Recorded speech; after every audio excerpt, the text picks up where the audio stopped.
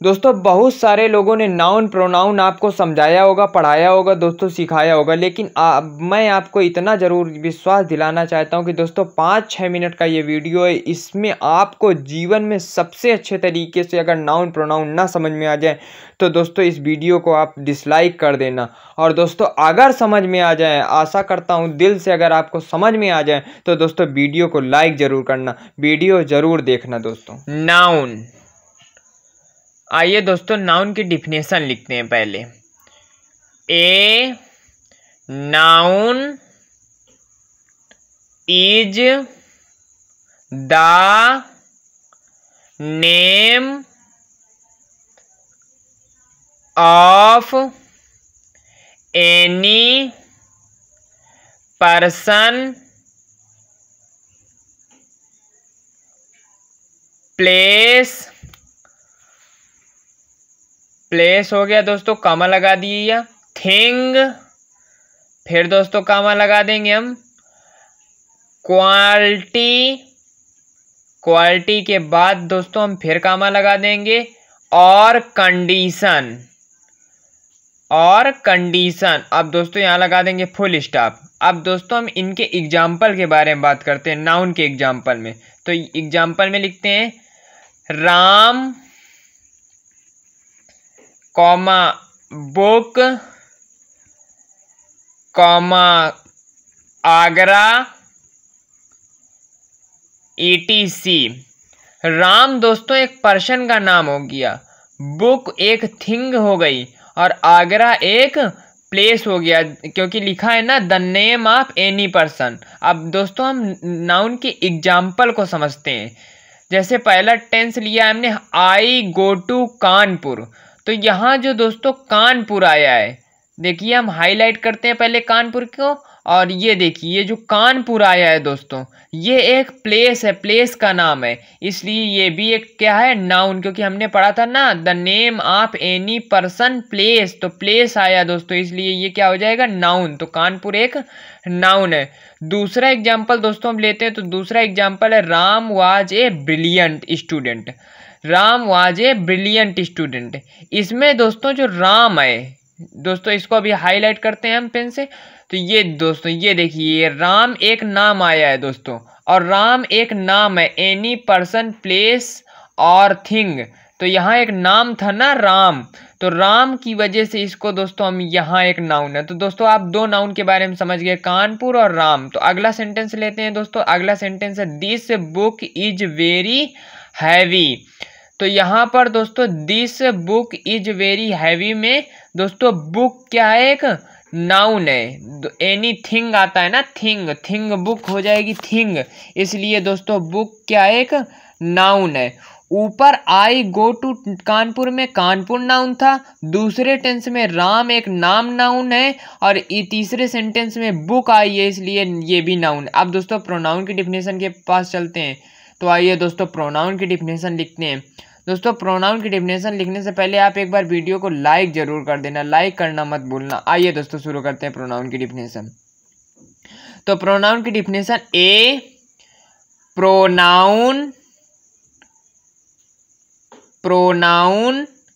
Is the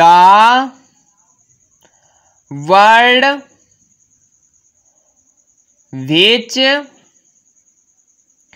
which is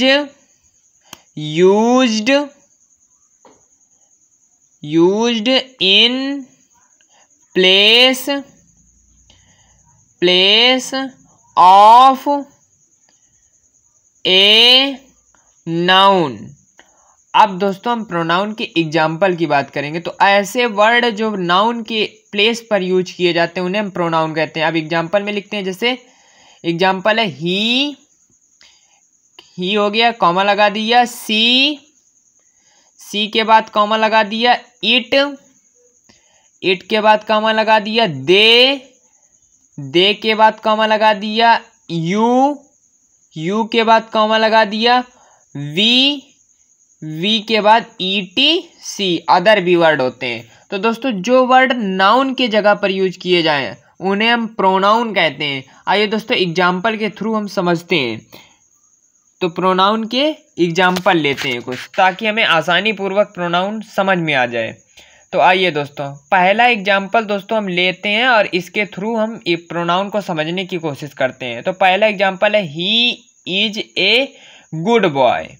तो दोस्तों वह एक अच्छा लड़का है। कौन अच्छा लड़का है? वह, मतलब वह एक लड़का है जिसके स्थान पर वह लगाया गया ना, मतलब लड़के के स्थान पर वह आया है।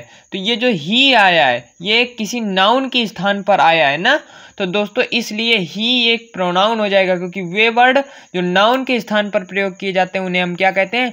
प्रोनाउन कहते हैं। तो ही कौन है दोस्तों? प्रोनाउन है। क्यों? किसके लिए आया है? बॉय के लिए आया है। बॉय एक क्या है? नाउन है, इसलिए ही भी क्या होगा? प्रोनाउन। नेक्स्ट एग्जांपल लेते हैं, I am reading the book. तो दोस्तों मैं किताब पढ़ रहा हूँ। कौन किताब पढ़ रहा है? मैं पढ़ रहा हूँ। मैं क्या हूँ? एक नाउन है, क्योंकि मेरा एक नाम है, इसलिए मैं एक नाउन हूँ। तो इसलिए मेरे जगह पर क्या आएगा? ये एक दोस्तों नाउन है, प्रोनाउन है, प्रोनाउन, क्योंकि ये किसके स्थान पर प्रयोग किया गया? एक नाउन के जगह पर प्रयोग किया गया है। मतलब मैं, मेरी जगह राम हो सकता है, श्याम हो सकता है, कोई भी हो सकता है ना, तो उसके स्थान पर ये प्रयोग किया, इसलिए प्रोनाउन है। अगला एग्जाम्पल लेते हैं, you jump in the river. You jump in the river. तो you jump in the river में दोस्तों तुम नदी में कूदे। तुम क्या हो? तुम एक नाउन हो, इसलिए यू यहाँ पर क्या हो गया है? नाउन के जगह पर प्रयोग किया गया एक शब्द है, इसलिए जो नाउन की जगह पर प्रयोग किए जाएंगे वो क्या हो जाएंगे? प्रोनाउन हो जाएंगे। तो दोस्तों यहाँ तक आपको आशा करते हैं कि समझ में सब कुछ आसानी पूर्वक आ रहा होगा।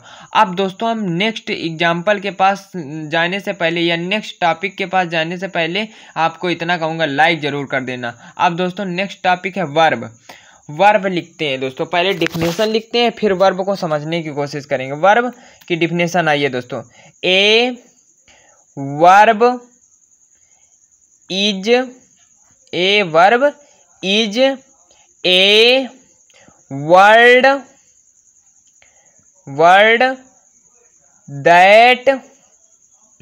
That is used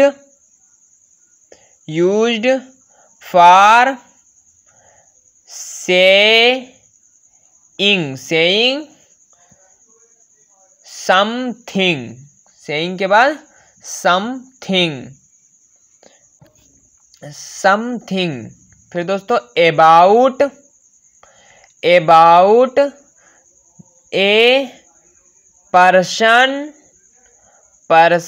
comma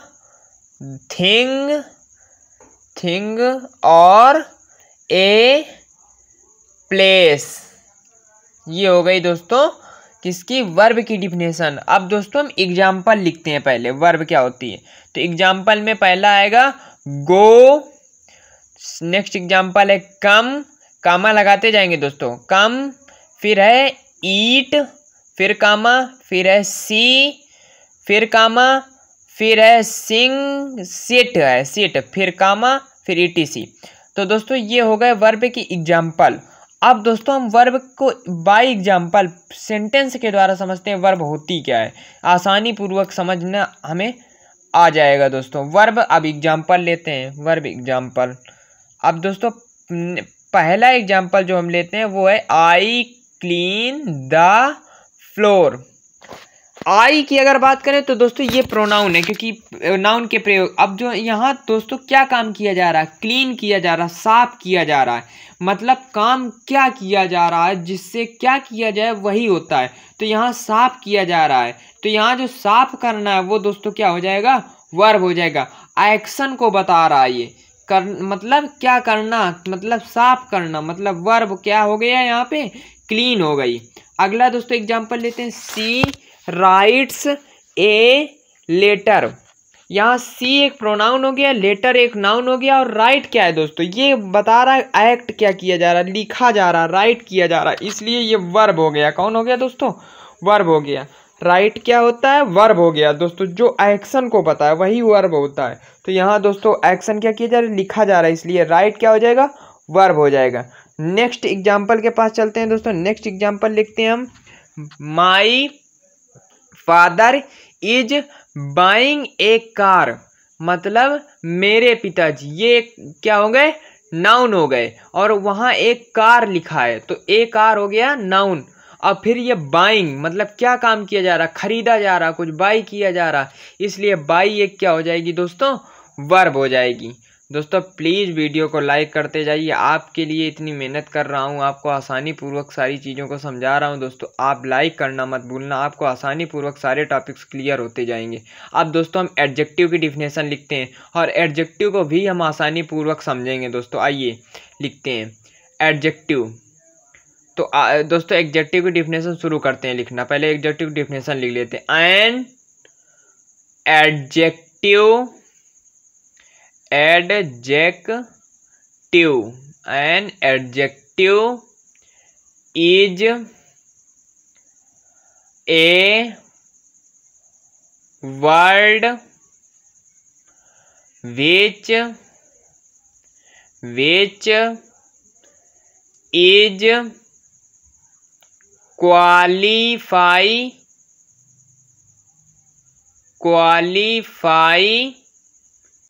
qualify noun और प्रोनाउन। यहाँ प्रोनाउन लिख देंगे दोस्तों बहुत धीमे धीमे लिख रहा हूँ ताकि आपको आसानी पूर्वक सारी मीनिंग्स क्लियर होती जाए और दोस्तों सारे टॉपिक्स क्लियर होते जाएं। अब दोस्तों इसके एग्जाम्पल की बात करते हैं। एग्जाम्पल भी दोस्तों लिखते हैं पहले। तो एग्जाम्पल में दोस्तों आ जाएगा black comma tall, black comma tall comma good comma bright के बाद दोस्तों लिख देंगे हम ETC। अब दोस्तों बाय एग्जाम्पल सेंटेंस के थ्रू पूरे एडजेक्टिव को दोस्तों समझने की कोशिश करते हैं। तो चलिए एग्जाम्पल लिखते हैं दोस्तों।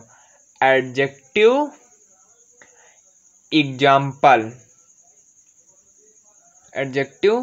एग्जाम्पल आइए दोस्तों शुरू करते हैं। दिस इज ए ब्लैक काऊ। यहाँ पर दोस्तों जो काऊ की विशेषता है वो क्या है, ब्लैक है। मतलब जो क्वालिटी बता रहा है वो कौन बता रहा, ब्लैक। कैसी क्वालिटी, काली है दोस्तों। तो जो नाउन की विशेषता, काऊ एक नाउन है, उसकी विशेषता कैसी, काली है, इसलिए ब्लैक क्या हो गया दोस्तों, एडजेक्टिव हो गया। एक तो एडजेक्टिव दोस्तों नाउन के पहले आता है। तो दोस्तों जैसे दूसरे सेंटेंस में Radha was a intelligent girl. Radha कैसी है दोस्तों, इंटेलिजेंट है। इंटेलिजेंट का मतलब बुद्धिमान है। तो राधा की विशेषता कैसी है कि वह एक बुद्धिमान लड़की है, इसलिए इंटेलिजेंट दोस्तों क्या हो जाएगा, एडजेक्टिव हो जाएगा। तो इंटेलिजेंट क्या हो गया, एडजेक्टिव हो गया। इंटेलिजेंट एडजेक्टिव हो गया। अगले सेंटेंस के पास चलते हैं। This is a very small thing. मतलब ये वस्तु कैसी है, बहुत छोटी है। छोटी है ना, मतलब इस वस्तु की विशेषता कैसी है, छोटी होने की, इसलिए स्मॉल विशेषता बता रहा है, इसलिए स्मॉल क्या हो जाएगा दोस्तों, ये हो जाएगा क्या, एडजेक्टिव। स्मॉल क्या हो गया दोस्तों, एडजेक्टिव हो गया। तो दोस्तों आशा करता हूँ वीडियो पूरा, प्यारे दोस्तों आपने पूरा वीडियो देखा और आपको आसानी पूर्वक पूरा टॉपिक क्लियर हो चुका है। दोस्तों प्लीज़ एक लाइक और एक सब्सक्राइब आपका चाहिए ताकि मुझे मोटिवेशन मिले और आगे भी आपको न्यू टॉपिक बता सकूँ।